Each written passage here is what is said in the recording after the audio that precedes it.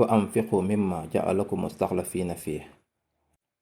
Dépensez de ce dont Allah vous a laissé la charge.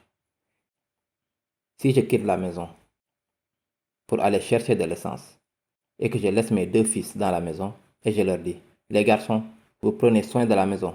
Assurez-vous de ne laisser entrer personne. Assurez-vous de faire ceci, de faire cela. Je leur donne quelques instructions et je pars. Maintenant, ces garçons ont littéralement, pendant 20 minutes, ils ont un contrôle total sur la maison. S'ils la brûlent et que je reviens, je ne reconnais plus ma maison. Tout dépend d'eux. Je leur ai fait confiance. Je n'ai aucune caméra de sécurité, ni rien. Je les ai laissés derrière avec leurs appareils. Peu importe ce qu'ils en font. Parfois, ce n'est pas seulement laisser vos propres matériels. Parfois, quelqu'un vous donne quelque chose. Il dit, je voyage, peux-tu me garder ma voiture? Juste prends soin de ma voiture et il vous donne la voiture. Maintenant, les clés sont avec vous. Vous pouvez la conduire. Vous pouvez faire ce que vous voulez avec. On vous a laissé avec cette voiture pour faire tout ce que vous voulez. Allah dit, je veux que vous dépensiez de tout ce que je vous ai donné et laissez en charge. Maintenant, que m'a-t-il donné et laissé en charge? Il m'a donné une langue. Il m'a donné des yeux. Il m'a donné ce corps. Il ne m'a pas seulement donné de la richesse. Il m'a donné un esprit. Il m'a donné du temps. Il m'a tellement donné. Et il me demande sur tout ça. Je veux que vous me le rendiez. S'il vous donne de l'énergie, il veut votre énergie. S'il vous donne du talent, il veut votre talent. S'il vous donne de l'intelligence, il veut que vous utilisiez votre intelligence. Vous utilisez votre esprit vif. Dépensez de ce qu'Allah vous a donné. Donnez-le à lui. Certains, machallah, hommes et femmes, ont des langues très pointues par exemple. Si quelqu'un vous dit quelque chose, vous pouvez dire quelque chose de nucléaire en réponse. Et les faire taire pendant des générations. Vous savez comment faire ça. Les mots viennent de votre ventre, de votre gorge, de votre bouche. Ils sont prêts à sortir. Et vous vous dites, ma colère est ma réponse, je vais l'avaler. Je vais donner ça comme un prêt à Allah.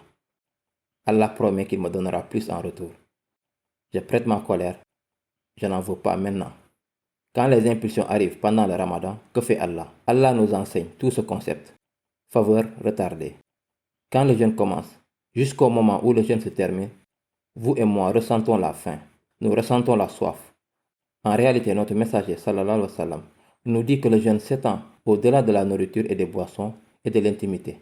Nos langues jeûnent, nos yeux jeûnent, nos oreilles jeûnent, nos membres jeûnent. Pourquoi?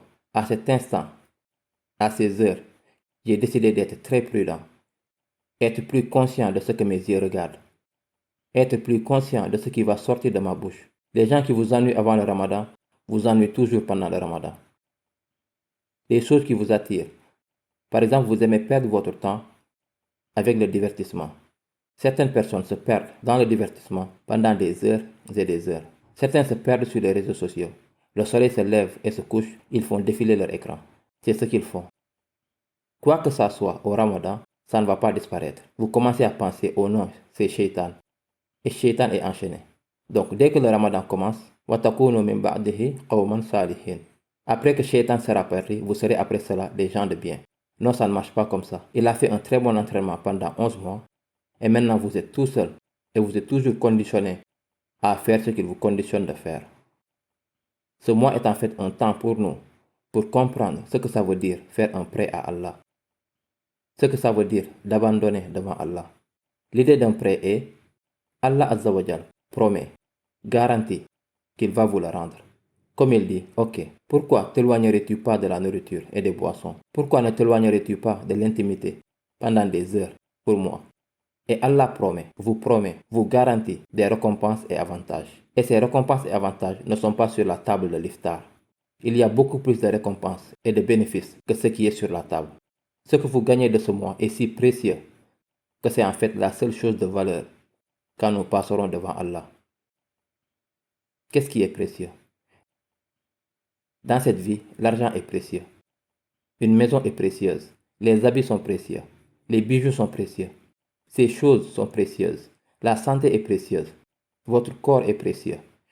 Une bonne nourriture est précieuse. Ce sont les choses que nous valorisons dans la vie. Vous ne voudriez pas porter d'habits sales. Vous ne voudriez pas vivre dans un sale quartier ou dans une vilaine maison. Vous voulez être dans un lieu qui a plus de valeur car vous vous valorisez. Mais un jour viendra où rien de ça n'aura de valeur. وإذا الإشار أُطِّلت. Quand les gens travaillaient toute leur vie dans le désert arabe, ils se disaient un jour, je pourrais acheter un chameau. Les jeunes hommes d'aujourd'hui, ils ont une affiche d'un Ferrari ou d'un Mercedes dans leur chambre. Ils se disent un jour, oui. S'ils avaient des affiches à l'époque, ça serait une affiche d'un chameau. Oui, ça sera la mienne, je l'aurai un jour. Et alors Allah dit, le jour du jugement arrive et cela n'a aucune valeur, ça partira. Quelle est la chose qui comptera ce jour-là? Illa man atallaha biqalbin salim. La seule exception est celui qui vient devant Allah avec un cœur saint. Que retenez-vous du Ramadan? Que retenez-vous en accordant un prêt à Allah? Qu'est-ce qu'il vous donne? Il vous donne un cœur saint. Il donne à vous et à moi la taqwa dans nos cœurs. Il nous donne la tranquillité et la paix dans nos cœurs. Et quand nous pouvons avoir ça, il n'y a rien de plus précieux. Vous pouvez tout perdre. Cela dépasse tout le reste. Toute autre perte. Aucune perte n'est au-dessus de ça. Regagner nos cœurs. C'est ce que nous nous efforçons à faire pendant le Ramadan.